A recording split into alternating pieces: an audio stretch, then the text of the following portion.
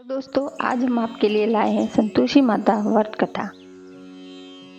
गाँव में एक बुढ़िया रहती थी। उसके 7 बेटे थे। उनमें से 6 बेटे कमाते थे और एक बेटा कुछ भी काम नहीं करता था। बुढ़िया 6 बेटों की रसोई बनाती, भोजन कराती, उनसे जो जूठन बचती वह 7वें बेटे को दे देती।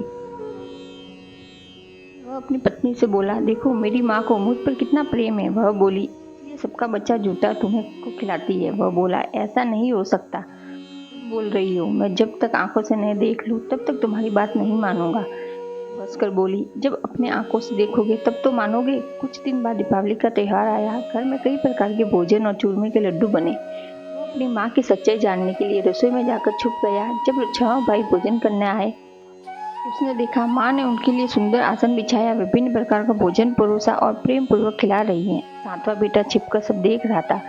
बेटो भोजन करके उठे तब माँ ने उनकी छोटी थालियों में से लड्डू के टुकड़े उठाकर एक लड्डू बनाया। बर्तन साफ कर बुढ़िया ने उससे पुकारा, 6 भाई भोजन कर गए हैं, अब तू भी आ जा और भोजन कर ले। वो बोला, माँ मुझे भोजन नहीं करना, मैं परदेश कमाने जा रहा हूँ। माँ ने कहा, कल जाता हो तो आज चला जा। वह बोला,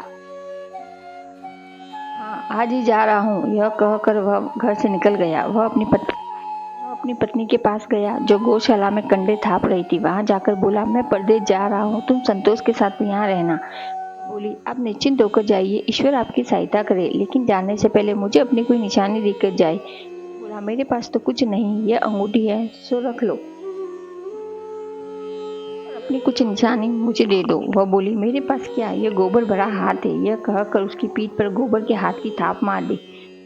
चलते चलते दूर देश पहुंचा। वहां एक सेठ की दुकान थी। वहां जाकर कहने लगा, भाई मुझे नौकरी पर रख लो। उसको नौकर की जरूरत थी। बोला, रह जा। लड़के ने पूछा, तनख्वाह कितनी दोगे? सेठ ने कहा, काम देखकर दाम मिलेंगे।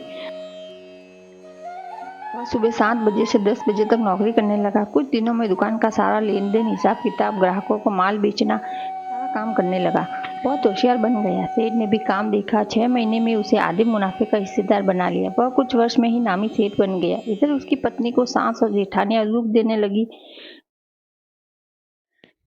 घर का काम करवा के उसे लकड़ी लेने जंगल में भेजते। आटे से जो भूसी निकलती उसकी रोटी बनाकर और फूटे नारियल की नारियली में पानी देते। एक दिन वह पानी लेने जा रही थी। रास्ते में बहुत सी स्त्रियां तुलसी माता की वहां खड़ी होकर कथा सुनने लगी और पूछा, बहनों तुम किस देवता का व्रत करती हो और उसके करने से क्या फल मिलता है? तुम इस व्रत की विधि मुझे बतला दो तो तुम्हारा बड़ा एहसान मानूंगी। तब उनमें से एक स्त्री बोली, सुनो, ये संतोषी माता का व्रत है। इसके करने से निर्धनता का नाश होता है और मनोकामना पूर्ण होती है। सब संतोषी माता की कृपा से इच्छा पूरी होती है। बोली, 1.25 आने का गुड़ चना लेना, इच्छा हो तो 5.25 आने का लेना या 1.25 रुपए का भी, जैसी आपकी सहूलियत। श्रद्धा व प्रेम से जितना भी बन पड़े रवाया लेना। प्रत्येक शुक्रवार को निराहार रहकर स्नान करके स्वच्छ कपड़े पहनकर कथा सुनना। सुनने वाला कोई नहीं हो तो घी का दीपक जलाकर उसके आगे या जल के पात्र के सामने रखकर कथा कहना। अपना पूर्ण हो जाने पर व्रत का उत्थापन करना। उत्थापन में 2.5 सेर आटे का खाजा तथा खीर तथा चने का साग बनाना। लड़कों को भोजन कराना। जहाँ तक मिले देवर जेठ भाई बंधु को, न मिले तो ब्राह्मणों को बुलाना, उन्हें भोजन करा, यथाशक्ति दक्षिणा दे, माता का नियम पूरा करना। उस दिन घर में खटाई न बनाना और न खाना। यह सुन बुढ़िया के लड़के की बहू घर की ओर चल दी। रास्ते में लकड़ी को बेच दिया। उन पैसों से गुड़ चना ले माता के व्रत की तैयारियां करने लगी। दूसरे दिन शुक्रवार था। माता के मंदिर में जाकर चरणों में लौटने लगी और बोली, माँ मैं तो अज्ञानी हूँ, के कुछ भी नियम नहीं जानती। मैं दुखी हुई माता, दुख दूर कर मैं तेरी शरण में आई हूँ। माता को दया आई। एक शुक्रवार बीता कि दूसरे शुक्रवार को उसके पति का पत्र आया। तीसरे शुक्रवार को उसका भेजा हुआ पैसा पहुंचा। यह देख जेठानी ताने देने लगे। कुछ नहीं बोली। आंखों में आंसू भरकर मैं मातेश्वरी के चरणों में गिरकर रोने लगी। मैंने तुमसे पैसा कब मांगा? मैं तो अपने स्वामी के दर्शन मांगती हूँ। तब माता ने प्रसन्न होकर कहा, जा बेटी, तेरा स्वामी आएगा। फिर खुशी से बावली होकर वह घर में जाकर काम करने लगी। संतोषी माँ विचार करने लगी, बूढ़ी स्त्री को मैंने कह तो दिया कि तेरा पति आएगा, लेकिन कैसे? वह तो उसे सपने में भी याद नहीं करता। जी उस बुढ़िया की बेटी के सपने में प्रकट होकर कहने लगी, पुत्र को तेरे घर बार कुछ है कि नहीं? बोला, मेरे पास सब कुछ है, माँ है, बाप है, पत्नी है, क्या कमी है? माता बोली, तो तेरी पत्नी बड़े कष्ट उठा रही है। तेरी माँ और भाभिया उसे परेशानी, वह तेरे लिए तरस रही है, तू जा उसकी सुध ले। वह बोला, हाँ माता जी, ये तो मालूम है, परंतु जाओ तो कैसे? परदेश की बात है, लेन देन का कोई हिसाब नहीं, कोई जाने का रास्ता नहीं। कहने लगी, मेरी बात मानकर सवेरे नहा धोकर संतोषी माता का नाम ले, घी का दीपक जला दंडवत कर दुकान पर जा बैठ। देखते सारा लेन देन चुक जाएगा, जमा माल बिक जाएगा, सांझ होते होते धन का ढेर लग जाएगा। माता की बात मानकर वह नहा धोकर संतोषी माता को दंडवत घी का दीपक जला दुकान पर जा बैठा। देर में देने वाले रुपया लेने लगे, लेने वाले हिसाब लेने लगे, कोठे में भरे सामान के खरीदा नकद दाम में सौदा करने लगे।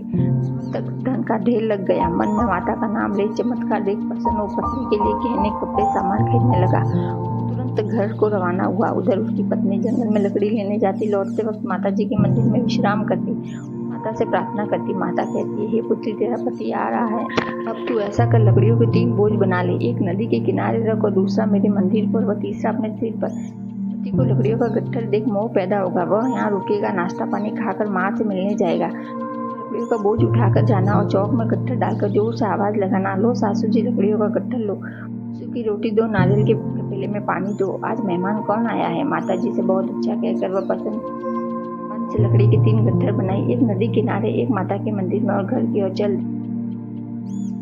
में। मंदिर देखकर उसका पति वहां विश्राम के लिए रुक गया। बाद में वहां खा पीकर वो गांव को गया, सबसे प्रेम से मिला। उसी समय सिर पर लकड़ी का गट्ठर लिए वह उतावली से आती है, लकड़ियों का भारी बोझ आंगन में डालकर जोर से आवाज लगाती है, लो सासू जी लकड़ियों का गट्ठर लो, भूसी की रोटी लो, आज मेहमान कौन आया है।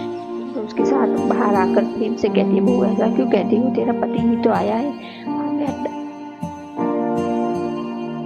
बात का भोजन कर, कपड़े गहने पहन। उसकी आवाज सुन उसका पति बाहर आता है, व्याकुल हो जाता है। माँ से पूछता है, माँ ये कौन है। माँ बोली, बेटा ये तेरी पत्नी है, जब से तू गया है तब से सारे गांव में बावली सी भटकती फिरती है, काम काज कुछ करती नहीं, चाय पर आकर खा जाती है। ठीक है माँ, मैंने इसे भी देखा और तुम्हें भी, अब दूसरे घर की ताली दो, उसमें ही हम दोनों रहेंगे। बोली, ठीक है, जैसे तेरी मर्जी। दूसरे मकान कमरा खोल, उसमें सारा सामान जमाया। राजा के महल जैसे ठाट बाट बन गए, वह बहुत सुख भोगने लगी। इतने में शुक्रवार आया। उसने पति से कहा, मुझे संतोषी माता के व्रत का उत्थापन करना है। पत्नी खुशी से कर लो। वह उत्थापन की तैयारी करने लगी। जिठानी के लड़कों को भोजन के लिए कहने गई, उन्होंने मंजूर किया, परंतु पीछे से जिठानी ने बच्चों को सिखाया, देखो भोजन के समय खटाई मांगना, इससे उसका उत्थापन पूरा न हो। लड़के जीव में आए खीर खाया, परंतु बाद में खाते ही कहने लगे, हमें खटाई खानी है, खीर को नहीं भाता। वह कहने लगी, भाई खटाई किसी को नहीं दी जाएगी, यह तो संतोषी माता का प्रसाद है।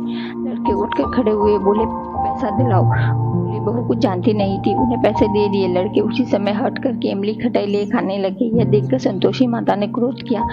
जाके सैनिक उसके पति को पकड़कर ले गए। जेठ जेठानी माँ ने वचन कहने लगे, बहू से ये सहन नहीं हुआ। रोती हुई माता जी के मंदिर गई, कहने लगी, हे माता, तुमने क्या किया, सुख देकर एक पल में सब कुछ छीन लिया। माता बोली, बेटी तूने उत्थापन करके मेरा व्रत भंग किया। कहने लगी, माता मैंने कुछ अपराध किया है, मैंने तो भूल से लड़कों को पैसे दिए थे, मुझे क्षमा करो, फिर से आपका उत्थापन करूंगी। माँ बोली, अब ऐसी भूल मत करना। वह कहती है, अब नहीं करूंगी। माँ बोली, जा पुत्री, तेरा पति तुझे रास्ते में आता मिलेगा।